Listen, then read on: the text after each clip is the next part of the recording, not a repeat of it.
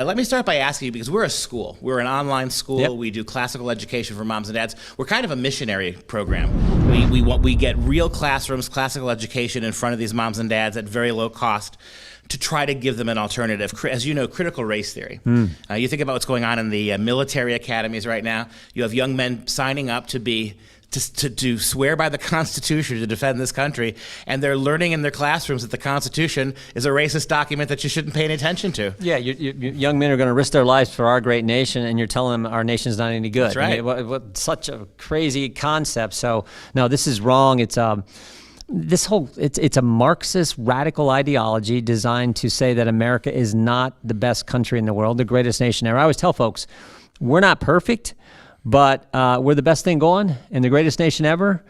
And frankly, I told one group, next to Jesus, the best thing that ever happened to this world is the United States of America.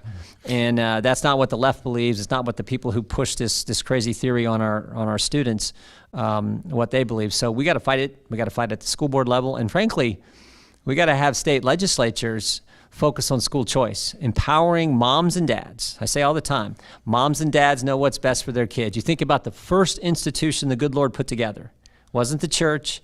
It wasn't the state. It was moms and dads and kids, families. So let's empower families to take their money to the school they think is going to help their kids. That's I think, how you structure this long term. Is there any plan afoot, or can you envision one?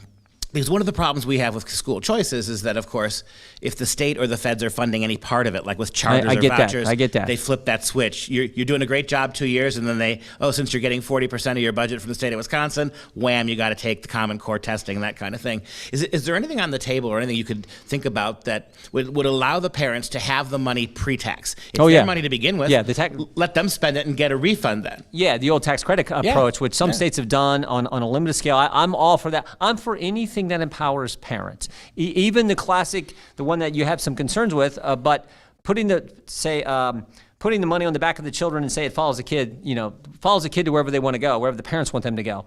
My first year in politics in the mid-'90s, in the state legislature in Ohio, we passed the Cleveland Scholarship Program. I'll never forget. So this is, I don't know, what is that, 26 years ago, 1995. The scholarship, I think, was worth $2,250. We said we'll take the first 2,000 kids in the Cleveland public school system. I think we have 612 public school systems in Ohio. Cleveland at the time was spending more per child than I think just about anyone else, and had like a 30% graduation rate.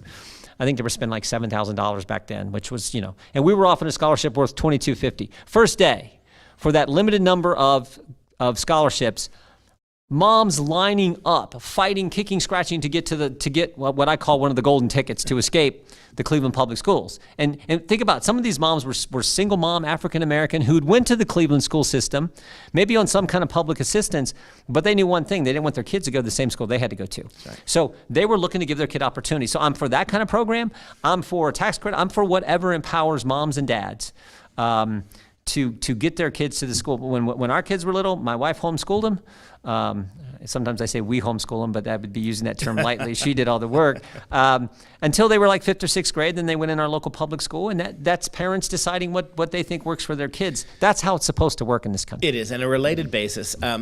This is, when I look at critical race theory, I've taught college for 30 years, you're teaching kids that by virtue of their skin color, they're racist or they're not, they're victimized or not. Yeah. You're teaching these kids that it is the color of their skin that determines what they are. How is this not a clear, open violation of the 1964 Civil Rights Movement? And why is there no collective action against this? It seems to me that schools all across the country are fixated on this. They're going to target you for your race. Why is this not in the courts? Why is this not even from Congress? I mean, I get that many Republicans are vocal against this, but don't you right then and there, because it's predicated on race for everything? How is this not a much bigger issue than it is? Because Americans are afraid of speaking out, right? Surveys show 60% of the public is afraid to speak their mind. They know this is wrong. They know this makes no sense. They know this is un-American. They know this is not consistent with our history. We're a 1776. I'm reading this great book by McCullough on 1776 and what Washington and the Congress and the Army, the Continental Army, what they were doing. How tough it was. That's the history we need to teach our young people, and not some crazy Marxist ideology that's contained in this. But I think a lot of Americans are afraid to speak out. But what is happening is parents, I said earlier today that, no high-paid lobbyist will ever beat a mom on a mission. Right. And moms on a mission to do best for their kids, look out. When they get fired up, they're going to win these school board races around the country. And then in a few years, they're going to run for the state house or state senate or maybe even Congress and be in the United States Congress speaking out about this kind of stuff. So I think that's a great thing happening. But we just got to speak. But the problem is so many people are afraid of the cancel culture mob and the digital thunderdome you will face. Barry Weiss, former editor at New York Times, coined that term, the digital thunderdome you will face if you speak out against where the woke mob wants to go. Yeah, I think that's a great point. And it's not just being afraid to speak their mouth about those issues. I think, to me, it gives lie to the argument that we are a systemically racist country. Yeah. The fact that we are so hypersensitive to race that even when our kids are being targeted for their race, still we're very sensitive about being too pushy about our opinion. So that seems to give the lie, in my mind, to the idea that this is a systemically racist country of any kind. But let me ask you a pivot question then. So it seems to me that for a long time, a lot of conservatives have painted their hopes on getting rid of the Department of Education. And, Ronald Reagan ran a landslide in 1980 and 84, running on that, but never did it. People were really hot about that. Every Republican presidential candidate since, including Donald Trump, said they would get rid of it. But then once you get elected, is it plutonium or something? Is it kryptonite? Why is it when we get power that's never on the table? Well, it may be after this. I mean, it may be after, in light of what we've seen with where the left was trying to take education, what the left is trying to teach our students across this country, it may be on the table. I mean, President Trump did more of what he said he was going to do than any president in our lifetime. From building the wall to embassy in Jerusalem to go down the list.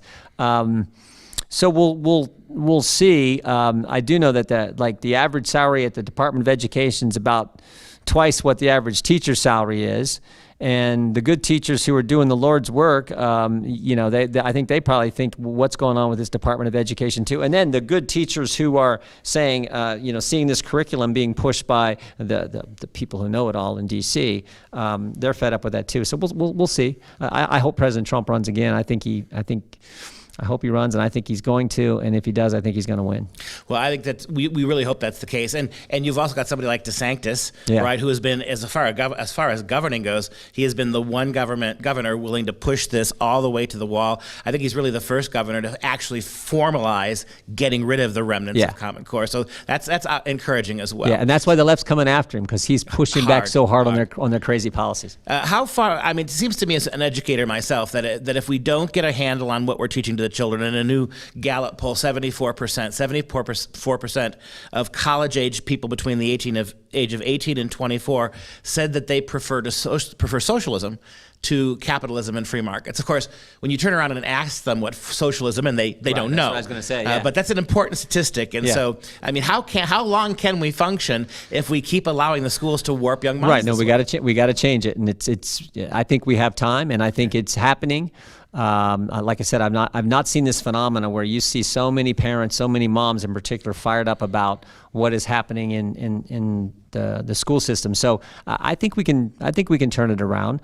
It's interesting to me because I remember, when I was a senior in high school, my government economics teacher showed me Milton Friedman's Free to Choose film series, and that's when I started thinking, like, well, maybe this is what really makes sense, and free markets and people choose in the Adam Smith model that the Wealth of Nations model, all this. So, but yet how different it is today. So I think we can push back on this and change it. Adam Smith, Thomas Sowell, the late Walter Williams, Milton Friedman. We've got all these brilliant conservative economic minds, and all the left wants to talk about is Karl Marx and his failed system. Yeah, right? And Friedman was so many great teachers, like people you were talking about, like so many great teachers. He could take the complex, he could explain economics make it so.